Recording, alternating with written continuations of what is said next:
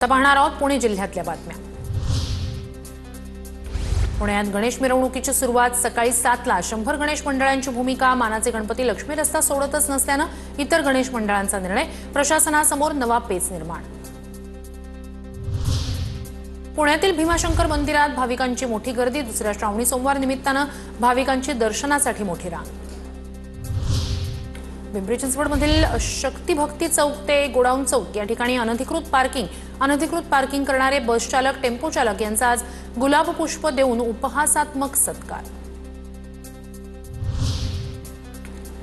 पुण्याच्या खडकवासलातून मुठा नदीत सोडलेलं पाण्याचं आवर्तन बंद, पावसाचा जोर ओसरल्याने खडकवासलातून पाण्याचा विसर्ग बंद।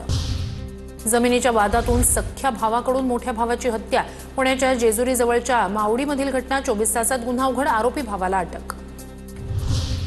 पुण्यात गॅस एजन्सीकडून बुकिंग केलेला सिलेंडर वेळेवर मिळेना, मागच्या 3 ते 4 महिन्यांपासून ग्राहकांची गैरसोय, शिवसेनेकडून गॅस एजन्सीला निवेदन, दखल न घेतल्यास आंदोलनाचा इशारा। पुण्याच्या भोरमधील महसूल विभागातर्फे वृक्षारोपण, भोंगवली गावात ग्रामस्थ आणि महसूल कर्मचाऱ्यांनी लावली झाडं। पावसामुळे पुणे मार्केट यार्डात फळभाज्यांची आवक घटली, परिणामी फळभाज्यांच्या दरात 10 ते 20% वाढ।